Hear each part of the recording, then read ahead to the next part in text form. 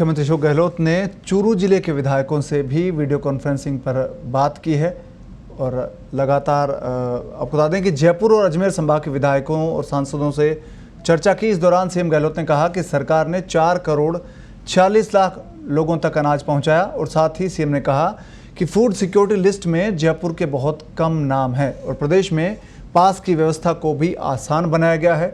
गहलोत ने यह भी कहा कि यह संक्रमण गाँव में नहीं फैले, ये हमारी कोशिश होगी, क्योंकि अगर ये गांव तक पहुंच गया तो इससे निपटना बहुत चुनौतीपूर्ण काम होगा। इसलिए गांव पहुंचने वाले लोगों को क्वारंटीन करना ज़रूरी है और पंचायत स्तर पर क्वारंटीन सेंटर की व्यवस्था की जा रही है और लोग क्वारंटीन के दौरान डिप्रेशन में ना जाए, इसके लिए भी व्यवस्था होनी चाहिए।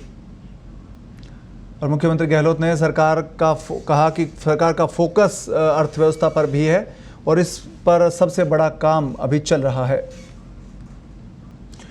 और अभी हमारे साथ फोन लाइन पर जुड़े हैं हमारे वरिष्ठ सहयोगी विशाल सूर्यकांत।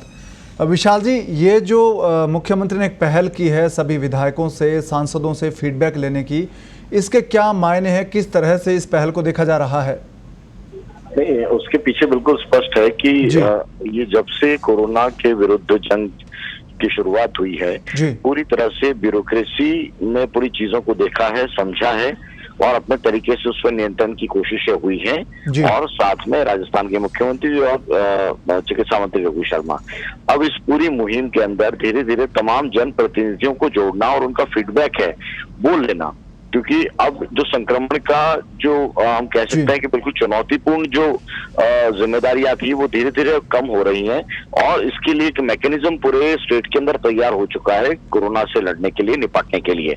ऐसा नहीं है कि मामले नहीं आ रहे हैं, लेकिन जो मामले आ रहे हैं उनको संभालने की पूरी कोशिश है, वो उसके लिए पूरा सिस्टम तंत्र है वो तैयार हो चुका है। जिससे क्या करना है ये जिम्मेदारी सबको पता है।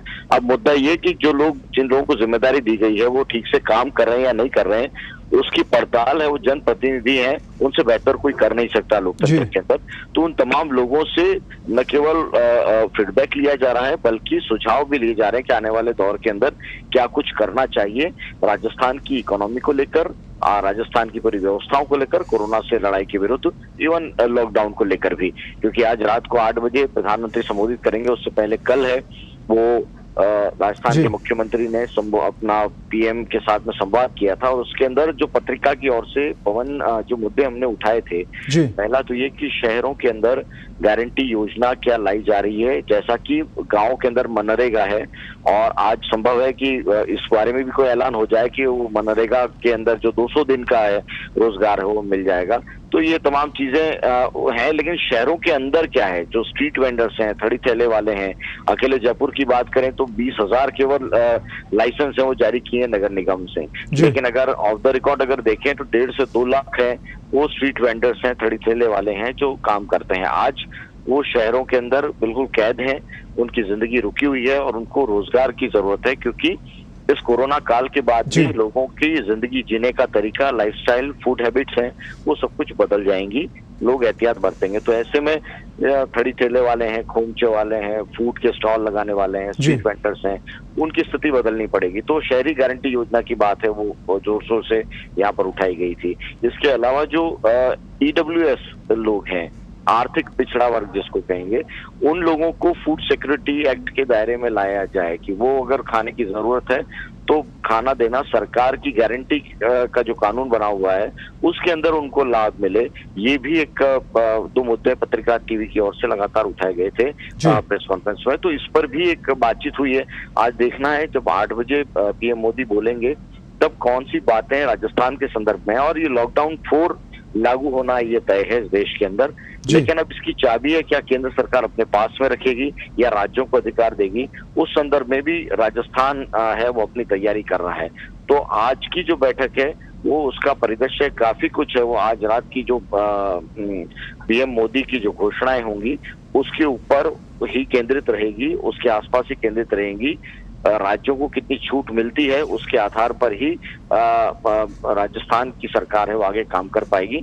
लेकिन अभी ये फीडबैक लेने का काम है वो थोड़ा सा अधूरा था, जिसको पूरा किया जा रहा है, जिसमें जयपुर और अजमेर के जनप्रतिनिधि उनसे बातचीत होना बाकी थी, तो वो प्रक्रिया है वो आज हो रही है। विशाल जी, एक चीज़ ये भी है कि लोग कोरोना पर रोकथाम की मांग तो तमाम जनप्रतिनिधि कर रहे थे, उसके लिए व्यवस्थाओं की मांग कर रहे थे। एक और जो मुद्दा सामने आया वो था पानी का और प्रवासी श्रमिकों को वापस घर लाने का। ये दो मुद्दे भी जनप्रतिनिधियों ने मुख्यमंत्री तक पहुंचाए, क्योंकि गर्मी का मौसम है, क्वारंटीन सेंटर में पानी चाहिए, घरों में पानी चाहिए, इसका भी मुद्दा उठा है विशाल जी।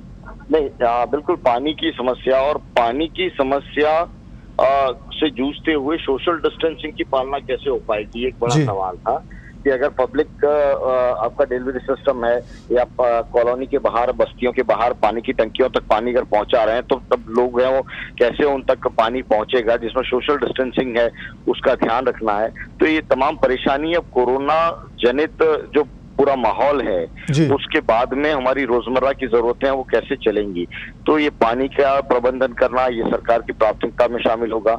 अब आप धीरे धीरे अब देखिएगा कि प्रवासी जो मजदूर हैं उसको लेकर भी हमने मुद्दा उठाया था।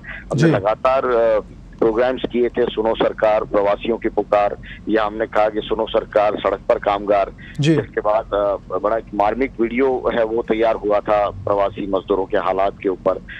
धीरे धीरे ये पूरी मुहिम असर ला रही है। आज कई जगह से खबरें आ रही हैं कि सरकार ने रोडवेज बसों का इंतजाम किया है और जयपुर से निकलने वाली सभी रूट है, अलग अलग आगरा रोड है, टोंक रोड है, अजमेर रोड है, तमाम दिल्ली रोड है, तमाम जगहों पर बसें वो चल रही हैं।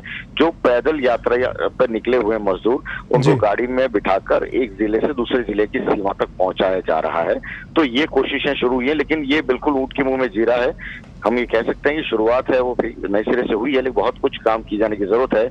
लेकिन ऐसे कई मुद्दे हैं जो जिस पर सरकार को ध्यान देना होगा। और लॉकडाउन 4 का जो आज का दौर जब शुरू होगा पीएम की स्पीच से, उसके अंदर क्या चीजें होती हैं, कैसे व्यवस्थाएं करने की जरूरत है, इन सब पर नजर रहेगी और इसीलिए राजस्थान सरकार है वो अपनी तैयारी कर रही है। जी विशाल जी, एक चीज़ ये भी आई थी कि जो मुख्यमंत्री ने कहा कि बाहर से प्रवासी आ रहे हैं उनके लिए गांव स्तर पर, पंचायत स्तर पर क्वारंटीन सेंटर बने। गांव में क्वारंटीन सेंटर का ऑप्शन बेहतर है या फिर होम आइसोलेशन भी एक विकल्प हो सकता है जो आसान है तमाम प्रवासियों के लिए? नहीं, देखिए उसकी पालना कितनी हो पाती है ये बड़ा महत्वपूर्ण है। क्वारंटीन का मतलब तो एकांतवास है। अगर एकांतवास के अंदर आप अपने घर में रहते हैं उस शिद्दत से, जिस भावना से सरकार कह रही है या जिस भावना से काम की जाने की जरूरत है, तब तो कोई दिक्कत नहीं। लेकिन अमूमन ऐसा होता नहीं है, इसलिए क्वारंटाइन सेंटर है वो बनाए जाते हैं। और दूसरा, क्वारंटाइन सेंटर में लोगों को रखने से निगरानी के अंदर भी आसानी रहती है, क्योंकि घर जाने की बजाय डोर टू डोर सर्वे की बजाय एक भवन है उसको ही निगरानी में रख लिया जाए तो ये काम थोड़ा प्रशासन के लिए भी आसान होता है। लेकिन लोग कितने तैयार होते हैं ये देखना पड़ेगा, क्योंकि क्वारंटाइन सेंटर से भागने की भी खबरें हमारे पास में लगातार आती रही है और वहां की व्यवस्थाएं सुधारने की बात भी आती रही है। और जो मुख्यमंत्री के साथ में विधायकों का संवाद था तो विधायकों ने मांग भी की थी कि कम से कम हमको अपने क्षेत्र के क्वारंटाइन क्षेत्र एरियाज जो हैं, जो भवन बनाए गए उनका निरीक्षण करने की अनुमति वो दी जाए। लेकिन ये सरकार को देखना पड़ेगा कि कैसे उन व्यवस्थाओं को सुधारे। मुझे नहीं लगता कि घर पर रहने का विकल्प है वो ज्यादा मुफीद होगा इस वक्त में, जब हम कोरोना काल के अंदर उस मोड पर खड़े हैं जब हमको आगे ये मामले नहीं बढ़ने हैं, इसको भी सुनिश्चित करना है और हमें अपनी जिंदगी की शुरुआत है वो नए सिरे से करनी। जी धन्यवाद विशाल जी इस तमाम जानकारी के लिए। तो मुख्यमंत्री अशोक गहलोत ने खुद कहा कि क्वारंटीन सेंटर में रहने वाले लोग डिप्रेशन में ना जाए, इस बात का भी हमें ध्यान रखना होगा।